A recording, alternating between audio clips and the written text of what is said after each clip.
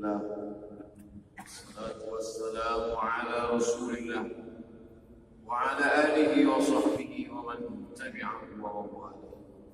Asyhadu an la ilaha illallah wahdahu la syarika wa asyhadu anna sayyidana Muhammadan 'abduhu wa rasuluhu la nabiyya ba'dah. Allahumma shalli ala sayyidina Muhammadin an-nabiyil ummi wa ala alihi wa sahbihi وبارك وسلم. قال الله تعالى في القرآن العظيم وهو أصدق القائلين: أعوذ بالله من الشيطان الرجيم. يا أيها الذين آمنوا اتقوا الله حق تقاته ولا تموتن إلا وأنتم مسلمون. وقال تعالى في آية أخرى: يا أيها الذين آمنوا اتقوا الله وقولوا قولا سديدا يصلح لكم أعمالكم ويغفر لكم ذنوبكم ومن يطع الله ورسوله فقد فاز فوزا عظيما. عباد الله، أوصيكم ونفسي بتقوى الله وطاعته فقد فاز المتقون. Hadirin jamaah Jumat yang dimuliakan Allah Subhanahu wa taala. Hidup penting, tapi ada yang lebih penting dalam hidup, menyadari bahwa kehidupan ini kita sudah diambil satu persaksian di hadapan Allah, bukan di hadapan atasan, bukan di hadapan penguasa, bukan di hadapan sultan dan raja-raja, tapi di hadapan Allah. Sebelum ada kulit, sebelum ada kuku, sebelum ada bulu, sebelum ada lemak, darah dan kepala. A'udzubillahi minasyaitonir rajim. Wa idz akhadha rabbuka min bani adama min zuhurihim dzurriyyatahum. Diawali ayat ini dengan wa'id. Ingatlah. Kenapa ingatlah? Karena hampir semua manusia lupa, kecuali para nabi dan wali-wali Allah. Selain daripada itu lalai. Wa'il, ingatlah ketika Allah mengambil persaksian. Wa asyhadakum, Allah mengambil persaksian ala anfusihim, terhadap diri mereka. Saat itu Allah bertanya dengan satu pertanyaan: Alastu bi rabbikum? Alastu bi rabbikum? Bukankah aku Rabb kamu? Semuanya menjawab serentak dengan satu jawaban: Bala syahidna. Ya, kami bersaksi engkau adalah Rabb kami. Antakuna yawmal qiyamah. Tapi nanti pada hari berakhir, hari kiamat, kalian akan berkata, Inna kunna an hadha ghafilin. Kami tidak ingat, kami lupa, kami lalai. Oleh sebab itu, laki-laki yang tidak dalam keadaan sakit, laki-laki yang tidak ada uzur, laki-laki yang sehat zahir dan batin, wajib datang ke masjid, mendengarkan khutbah Jumat. Man tarakal jumu'ata salasa maratin. Siapa yang meninggalkan salat Jumat 3 kali berturut-turut tahunan karena sepele, meremehkan salat Jumat, tawa'allahu ala qalbih, Allah mengunci hatinya. Inilah laknat di atas laknat. Miskin bukan laknat, boleh jadi miskin terbaik menurut Allah. Sakit bukan laknat, boleh jadi sakit cara Allah menghapuskan silap salah dan dosa. Laknat adalah ketika hati terkunci, telinga tersumbat, mata tertutup. Khatamallahu ala qulubihim wa ala sam'ihim wa ala absarihim ghishawa. Itulah laknat di atas laknat. Maka kita diingatkan lagi, wahai makhluk yang lalai, wahai makhluk yang lupa, wahai makhluk yang tidak ingat, bahwa engkau pernah diambil persaksian di hadapan Allah. Engkau berkata, Bala syahidna, kami bersaksi, hanya Allah saja Rabb kami yang pencipta kami, Allah yang memberi kami rezeki, Allah yang menghidupkan dan mematikan kami, Allah.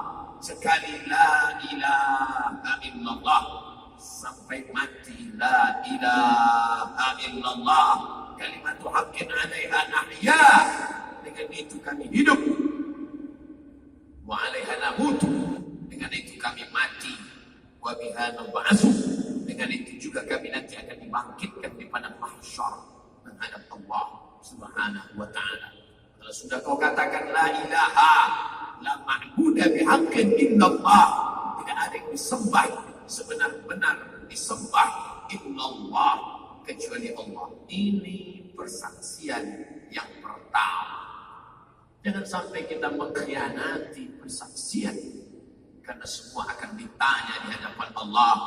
Inna sam'a, pendengaran, wal basar, penglihatan, wal fuad, hati dan pikiran, kullu ulaika kana anhu mas'ula, semua akan disoal, semua akan ditanya. Ingatkah engkau tentang persaksian? Itulah mengapa muazzin mengumandangkan asyhadu an la ilaha illallah,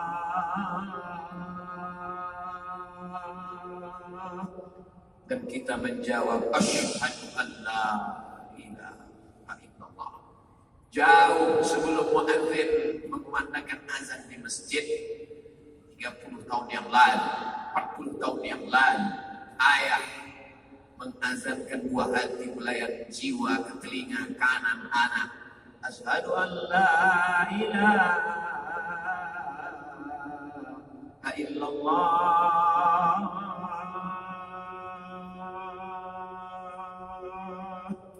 Masuk ke dalam telinganya, menembus relung hatinya, masuk ke dalam tangkai jantungnya, disemprotkan otak naik ke otaknya, disemprotkan jantung, masuk ke dalam darah, naik ke dalam otak, masuk ke telinga, masuk ke mata, terbuka matanya dalam persaksian asyhadu an la ilaha illallah. Itu juga yang dibisikkan saat mati sakaratul maut. Mengapa anak kecil itu diazankan? Dia belum pandai bahasa Arab, dia belum mengerti.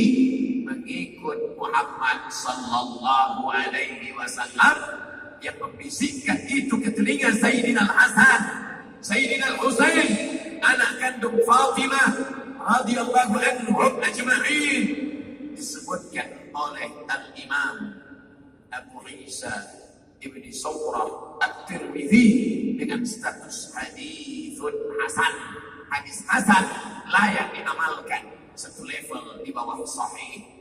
Orang yang mati meninggal dunia sakratul maut, pagi petang siang dan malam kita meminta kepada Allah, Allahumma hawwin alaina fi sakaratil maut, ringankan kami waktu sakratul maut ya Allah. Di antara kalimat yang diajarkan dalam hadis sahih, laqinu mautakum, talqinkan, bisikkan ke telinga mereka. Apa yang kau bisikkan? La ilaha illallah. Man kana akhiru kalamihi la ilaha illallah dakhala jannah. Siapa yang ucapan persaksian terakhirnya saat meninggalkan dunia la ilaha illallah, maka dia akan masuk ke dalam surga Allah. Wa in zana wa in saraq, bagaimana kalau dia berzina, bagaimana kalau dia mencuri? Nabi menjawab, wa in zana wa in saraq, berzina, mencuri dia, akhir kalamnya la ilaha illallah, masuk dia ke dalam surga Allah. Bagaimana dengan perbuatan dosanya? Dia akan masuk ke dalam neraka, dicuci segala silap salahnya karena dia tidak sempat bertaubat, tapi pada akhirnya dia tetap masuk ke dalam surga. Andai dia bertaubat, illa man aman, beriman, illa man taba, bertaubat, wa amanah, beriman, wa amil amalan salihah, dan beramal saleh. Taubat dia, beriman dia, beramal saleh dia, maka yubaddilullahu sayyi'atihim hasanat, segala dosa-dosa di masa yang lalu digantikan Allah dengan kebaikan. Itulah hebatnya persaksian di hadapan Allah Subhanahu persaksian yang pertama. Persaksian yang kedua, sahkah nikah ini? Maka dua saksi menjawab sah. Saksi yang kedua menjawab sah. Yang sebelumnya haram dilihat, yang sebelumnya haram difikirkan, yang sebelumnya haram dilakukan, yang haram menjadi halal karena ada dua orang saksi. La nikaha illa biwaliyin.